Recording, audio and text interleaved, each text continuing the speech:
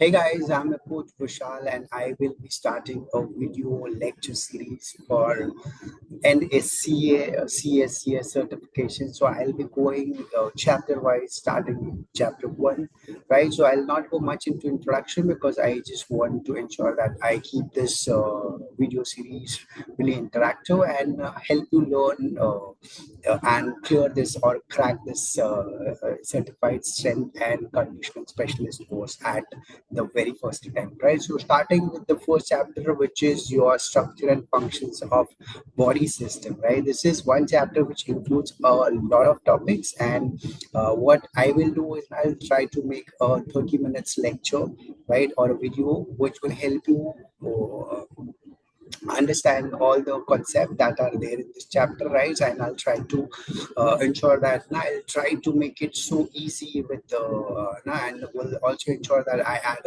or include a lot of examples for better understanding. So guys, let's get started, right? So this is the first important, very important chapter. Here you'll be learning about the structure and functions of body systems, right? So let me just quickly change my right. So here this chapter includes what is musculoskeletal system, right? So as the name suggests, muscles, right? So muscles and skeletals, they both work together to form a system, and that's why it is called the musculoskeletal system, right?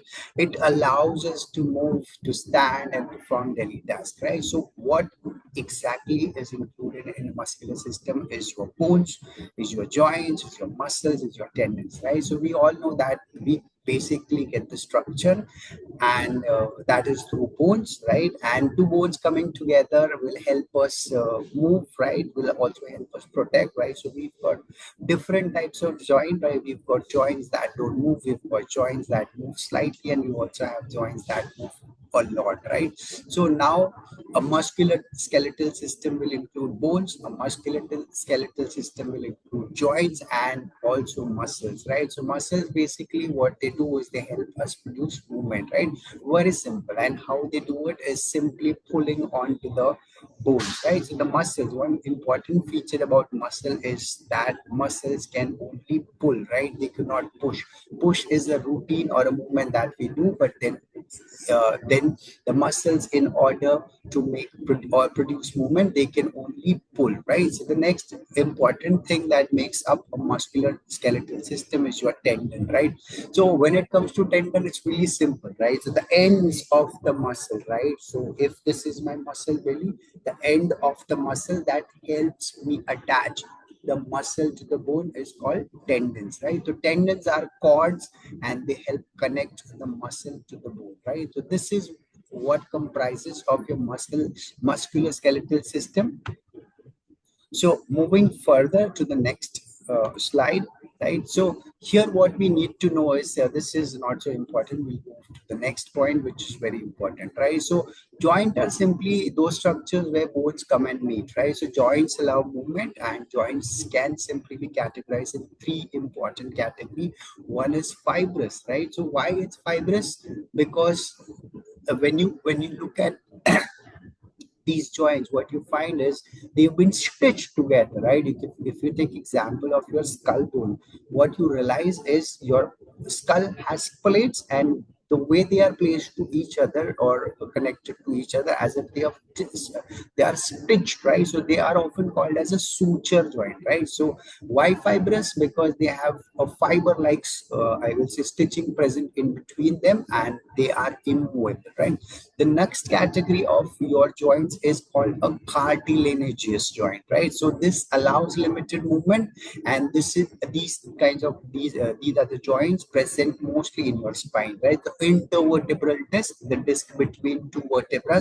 And why cartilaginous? Because what you find is always a cartilage present between these two joints, right? So one of the uh, strong cartilage, I will say, and this also can be called as a slightly movable joint, right? The next important category that we want to, it's not uh, the only important, it's one of the most important category that we want to focus on is a synovial joint, right?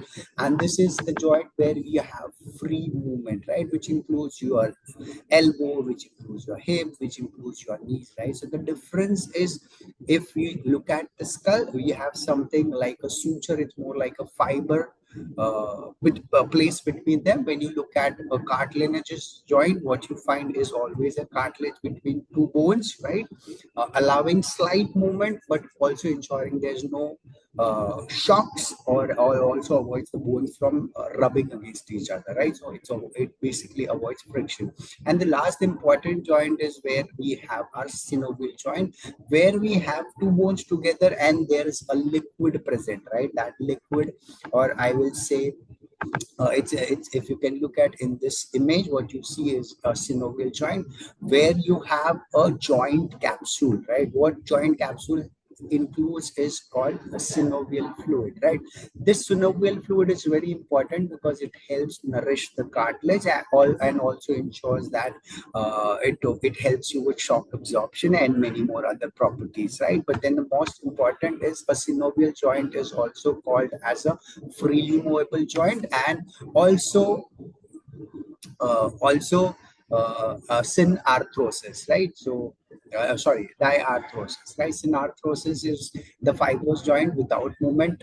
Amphiarthrosis is the cartilaginous joint, which has slight movement, and synovial joint is the diarthrosis joint, which has a lot of movement, right? So this fluid is there, and this fluid is basically to lubricate the joint and ensure that there is no, or I will say, reduce friction, right? And the next important topic that we have in this particular chapter is how bones move. That's really important. So what we see here, right?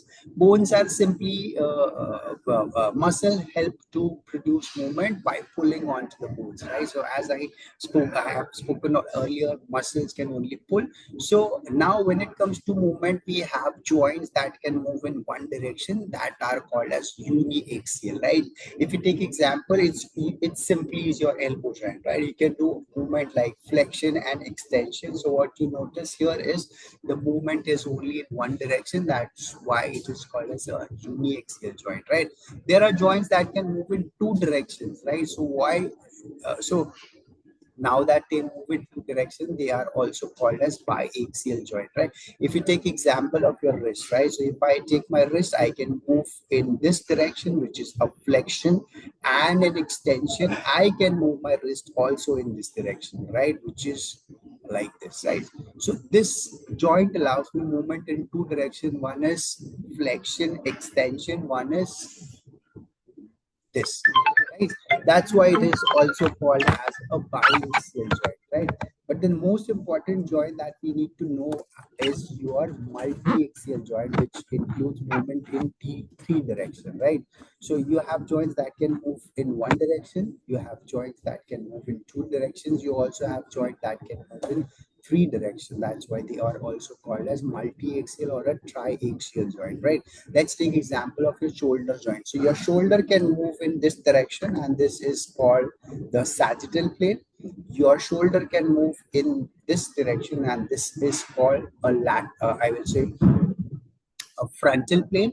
And your shoulder can also move in this direction, and it's called as transverse plane, right? So this joint basically allows movement in three planes and three directions. So you have uniaxial elbow, right? You have biaxial as wrist, and you have triaxial or multi-axial, which is your shoulder and hip, right?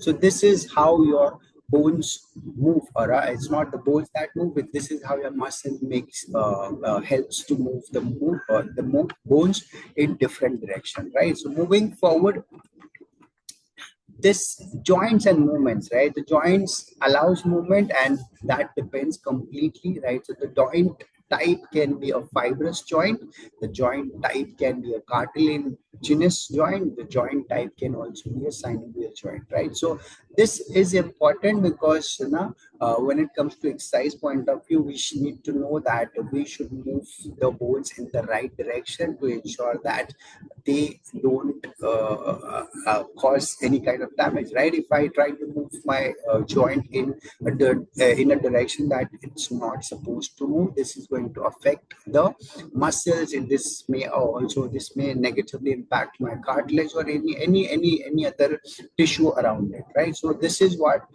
as a trainer, you need to know that the joints, about the joints and the direction that they are allowed, or they can move simply, right? So moving forward, let's talk a little about vertebral column, right? So vertebral column is really simple, right? We all know that we stand on the spine, and then spine can simply be categorized, or no, I will say can be categorized region wise, right? The topmost region, which is around your neck, is also called as a cervical, right? Which has 7 vertebrae. It has 7 vertebrae, one over each other, right? It's not a single structure, basically pieces, right, that's been put together, and then we have 33 pieces starting with your neck region, which has 7 vertebrae, which also, that region is also called as cervical. This next, right, the next following is your thoracic region. It has 12 vertebrae, which is mostly covering the upper and mid back. Following your thoracic, you have 5 vertebrae, which is mostly a lower back. I will say the biggest pieces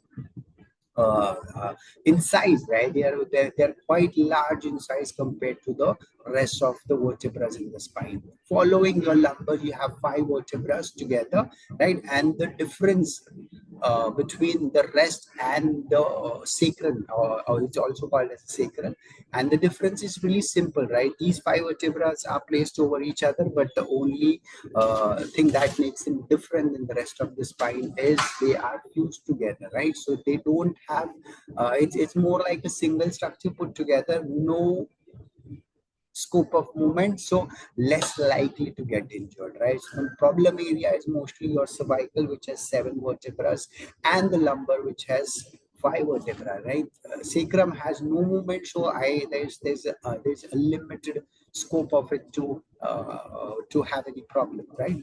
The next in the list is, following your sacrum, you have your coccyx bone, right, which is also called as a tailbone. Again, this has 4 pieces put together, but not the problem, they are actually fused together, right? So now if you count them, right, so you have 7 plus 12 plus 5 plus 5 plus 4. So we have 33 vertebrae in your spine, right? In some of the anatomy book that you may come across, you may find the number as 26, because this 5 and 4 of sacrum and coccyx are often counted as one, right? So it's like 7, 12, 5. That makes it 19 plus 5 is 24. Sacrum is considered counted as 125, and coccyx is counted as 1, so 26, right? So this is about your vertebral spine, which is important. And I think this is enough for my first lecture, because I don't want the videos to be too long. I rather prefer going it topic by topic. So this was the first lecture. We will be covering the next topic very soon, right? So they will not be a very long wait for you to watch this video series, right? It is going to be more frequently published on YouTube, right? So y'all can have access of it anytime, whenever you wish to, right? And probably this is to help you guys. And if you certainly have any questions or doubts, right, you can always send me or write me in the comment section. Okay, guys. So that was it for this video. Probably we'll come up, I will come up with another video in the second lecture of the chapter 1 of CSCS or NSCA CSCS 1, and we will be starting with neurons. So thank you.